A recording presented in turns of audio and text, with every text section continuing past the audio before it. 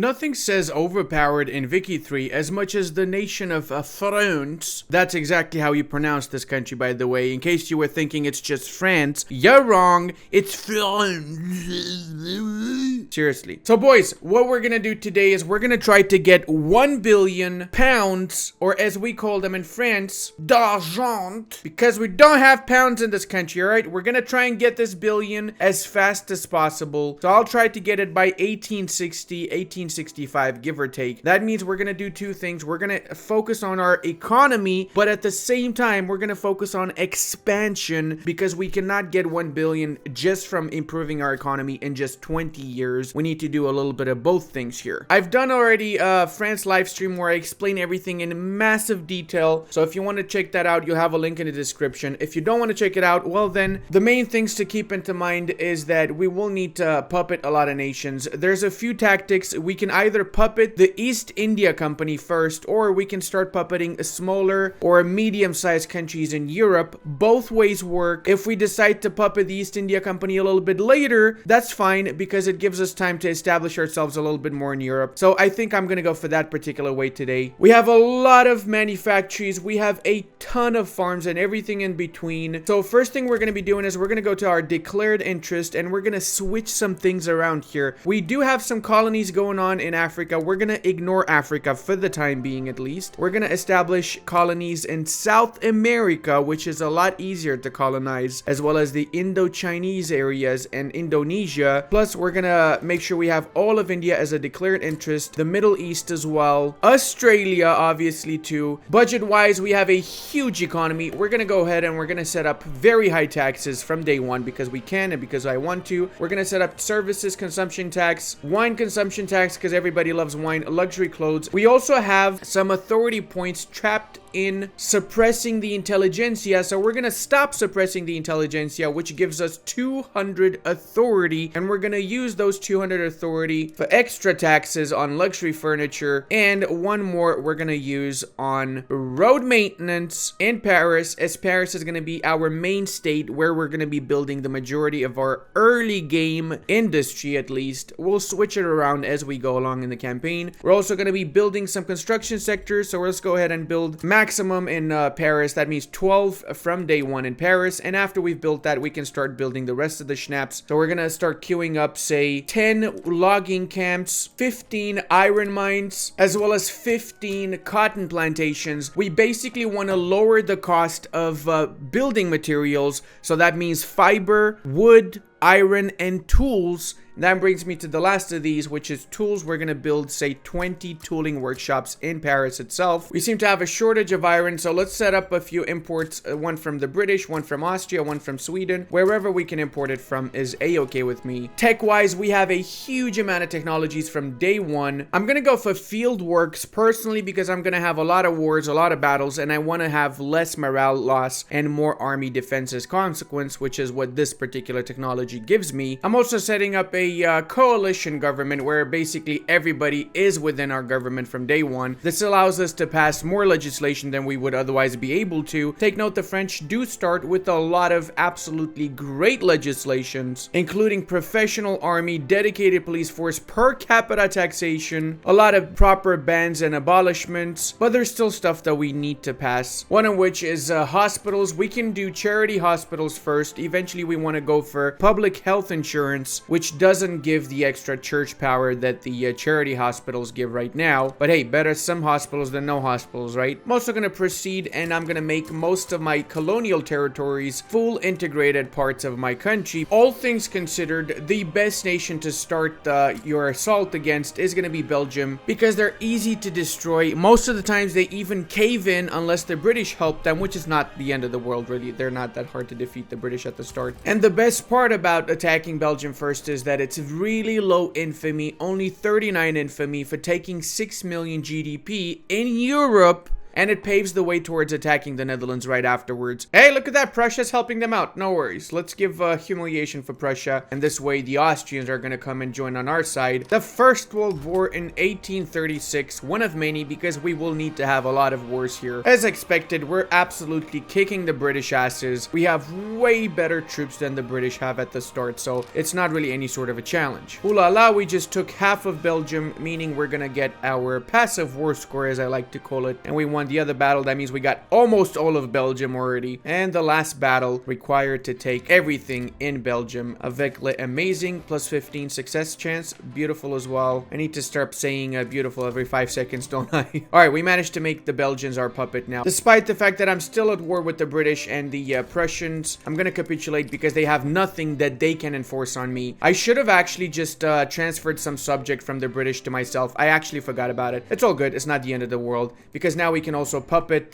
these bad boys here for 38 infamy. And let's go set up these boys by the border. We basically get all of the Netherlands within the first couple of years with this particular tactic I got here. Avec le first battle against the Netherlands is wind. Wind, is that the word? I don't think so. Why am I having a weird German accent now? That was German, right? We seem to have a little bit of a shortage of motors, so let's out-click one motor industry in Orleans, because we have a lot of population in there, and then regular click another 4 afterwards once the remainder of the main queue is finished, that is. I'm queuing up another 15 construction factories, out-clicking them, because I'm really not building to my full potential here, and I've also started colonizing South America, the Indonesian island of Celebes, as well as the Australian parts and New Zealand parts that have not already been colonized. Come on, Netherlands, hurry up already. I need you to fall, my boy. Fall.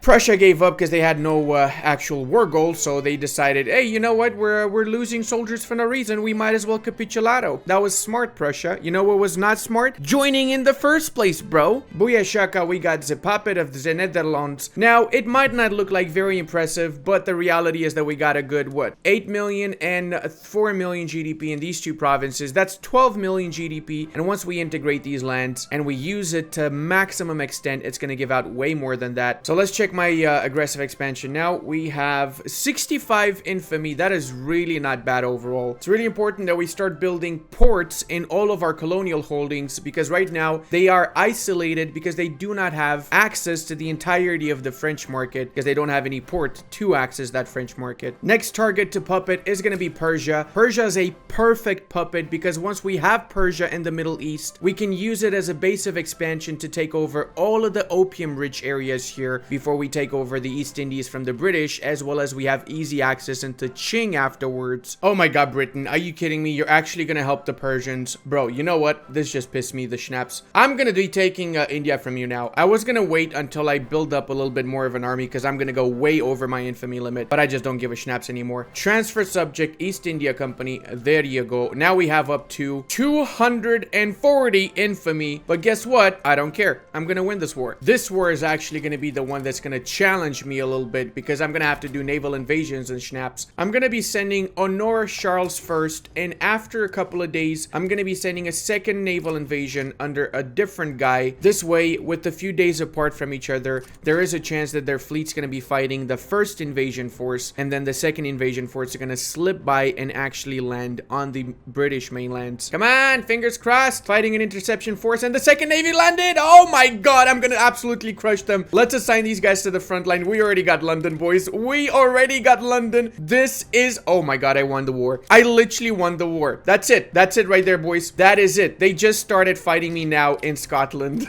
Oh man, this is just massive Pepegius moment. I got military wages on maximum as well, which means that we are getting 20% morale recovery as well as other bonuses, and our army approval is pretty high, which gives even more bonuses. So this should be a fairly easy fight against the British on their own island. What?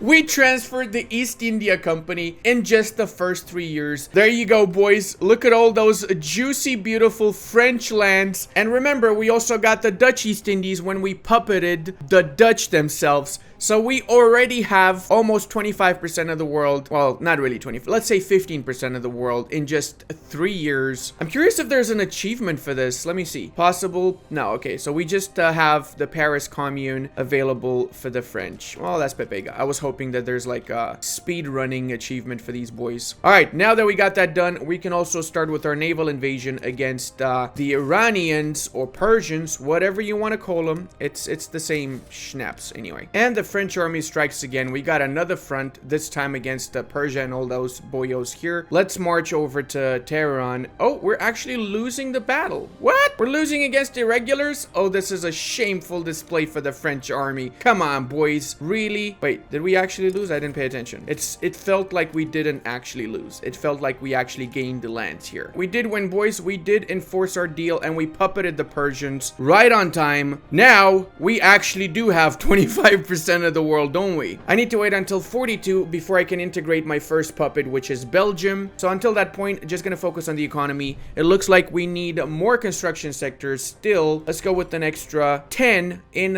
Poitou. Let me push these up as well. Bring them to the front of the queue. Look at how much money we're getting from diplomatic pacts. We are getting 65,000 from our various puppets around the world. Not bad, is it? In just 5 years. Now, I am going to be chilling because I do have 226 infamy, which is a huge amount. So I need to wait for this infamy to actually go down. Remember that infamy also affects your radicals. The more infamy we have, the more radicals we get. So we don't want to go over the limit.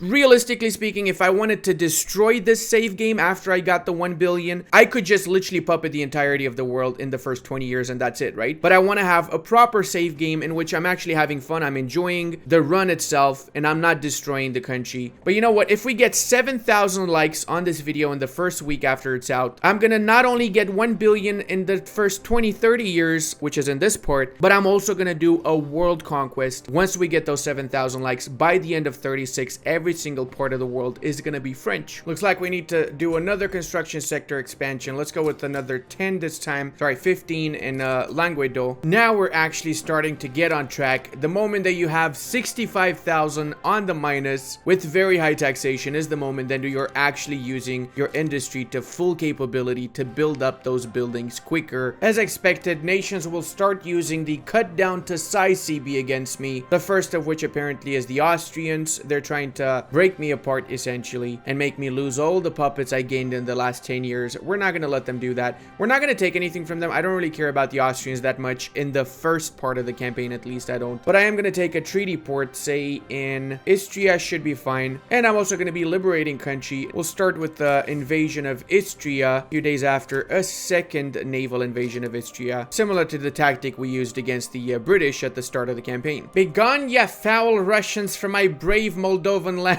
I'm just using this as a diversion. Don't worry. I know I'm losing badly here. The main attack force is actually in Austria. I had to do a third naval invasion in Austria before I was successful here with this one here because they just had way too many troops concentrated in this region. So I had to make them focus on other regions before returning to these lands. Now we're doing some proper butt kicking here with the crushing of these Austrian scumbags. That being said, I don't mind if this goes down to being a white piece because I just need to piece them out so I can start integrating my vassals. This cut down to size war actually put me back a little bit, so I'm not happy with it. But hey, it is the game. It does happen, so what can I do? You know what? They would agree to a white peace now. Can I take the Istria treaty port? I mean, we are basically at the gates of Vienna here. If we win this battle, and we will win this battle, then we can actually enforce our demands eventually on the Austrians, liberating a huge chunk of the Italian parts. And then once Italy forms, oh damn, Italy already formed. Come on. Divide and conquer still is a thing that applies, and they're losing already, so we might as well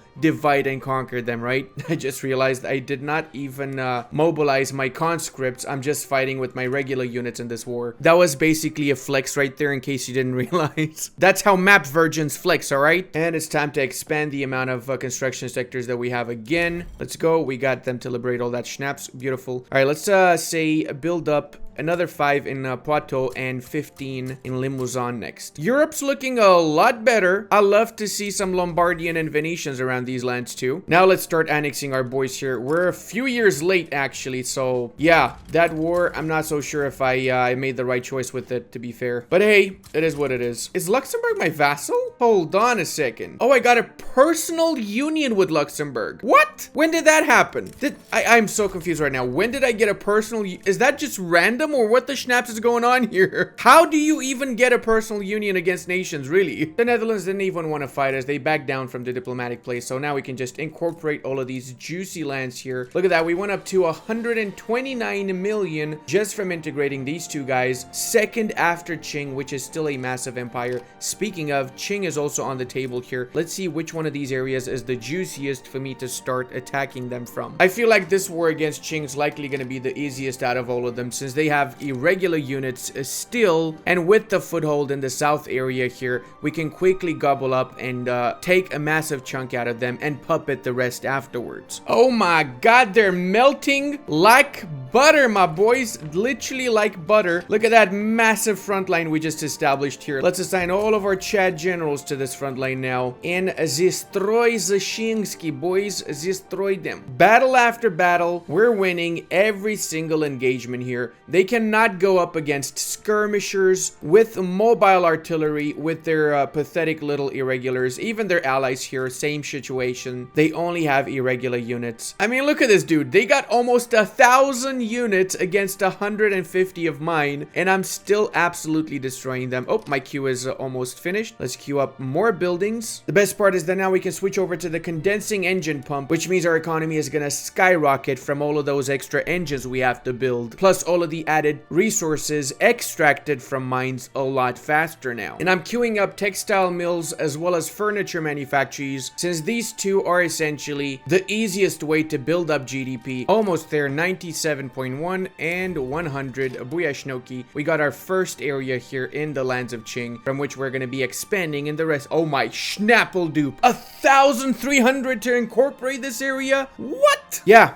That's gonna take a while. Now, we also want to take over the rest of the Middle Eastern bits. I'm gonna be puppeting Afghanistan, and I'm gonna be directly owning Kalat. Russia is nasty, and they're actually helping them out, so I'm gonna be liberating Lithuania from the Russians as punishment. Kalat obviously fell ridiculously fast because it was not any sort of a challenge, but Afghanistan's gonna take a little bit longer, since we basically have to fight for every single province individually. I don't know, it's just the way Afghanistan is built. It's both annoying and can be useful depending on which side you're fighting on there. Oh, actually Russia did not add any of its own war goals. All right, in that case, I'm just gonna make a white peace with them so I can get that truce. I don't care about Lithuania that much. I'm sorry, Lithuanian people in the chat. I just want my Afghanistan puppet, really, nothing else. All right, we got Afghanistan. Let's get our white peace with Russia. Oh, there you go, my boys. Zavatos pesos. We basically control half of the population in Asia, don't we? And Burma just backed down, becoming my vassal without me even having to fight the war. Realistically, guys, everybody's absolutely scared schnippeless of me right now. I basically am so strong. Most of the small countries don't even fight against me.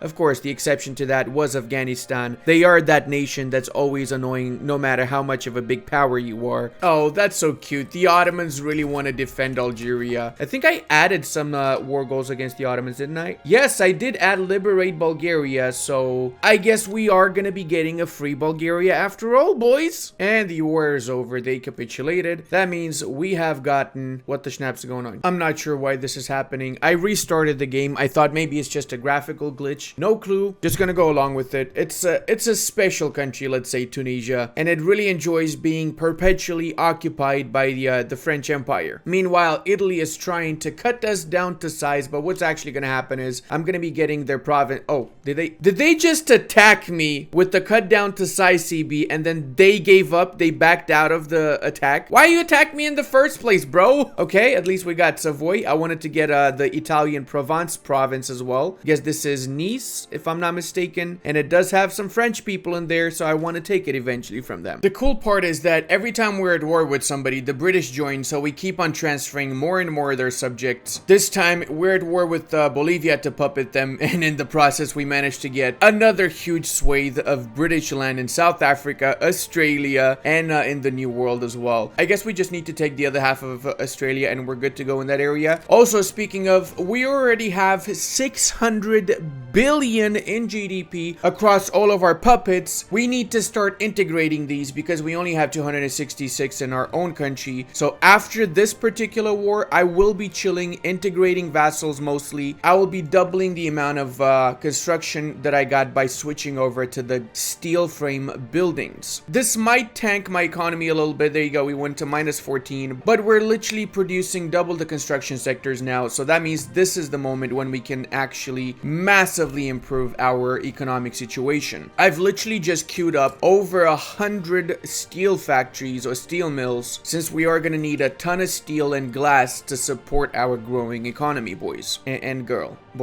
I've seen you in the comment section. Look how fast our economy is actually growing now that we switched to steel frame. We literally boosted ourselves up by 40 billion in just a couple of months. Not even, we boosted by 40 billion in less than a month actually. And we have our new pupetus in South America. We got most of the southern tip of South America now. We're gonna have to get the rest of these whilst they're nice and small, because this way it's less infamy for getting them. And I'm really not happy with this massive chunk here that the US got from Lima.